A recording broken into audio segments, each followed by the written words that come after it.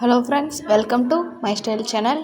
இன்றைக்கி ஒரு ஈஸியான உருளைக்கிழங்கு பொரியல் எப்படி செய்யலான்னு பார்க்கலாம்.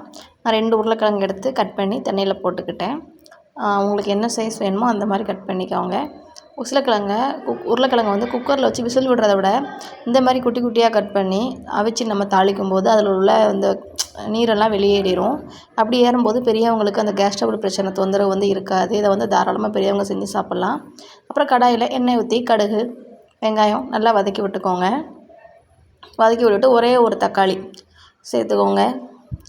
இதை வந்து பெரியவங்க யோசிக்காமல் சாப்பிட்லாம், எந்த தொந்தரவும் இருக்காது, வாயு பிரச்சனை எதுவுமே. வதக்கிட்டு கொஞ்சம் இஞ்சி பூண்டு பேஸ்ட், நான் 2 உருளைக்கிழங்கு சும்மா ஒரு 1/2 ஸ்பூன் மட்டும் போட்டிருக்கேன் ஃப்ளேவருக்காக.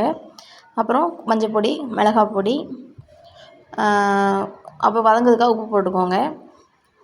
அப்புறம் வந்து வீட்டில் வந்து நம்ம அரைச்சி வச்சுருப்போம் இல்லையா, என்ன சொல்லுவீங்க நீங்கள்? காரக்குழம்பு பொடின்னு சொல்லுவீங்களா? நாங்கள் எங்கள் சைடில் வந்து புளிக்குழம்பு மசாலா பொடியுமோ, ஒவ்வொரு ஊரில் ஒரு மாதிரி சொல்லுவாங்க. அந்த மல்லிப்பொடி கொஞ்சம் ஒரு 1/2 ஸ்பூன், மிளகாய் பொடி கொஞ்சம், எல்லாத்தையும் போட்டு நல்லா வதக்கி விட்டுட்டு பச்சை வாசனை போகவும் உருளைக்கிழங்கை வந்து நம்ம அவிச்சு வச்சுருக்கோம் இல்லையா, இதை வந்து நல்லா போட்டு கிண்டுன்னு கிண்டிடுங்க.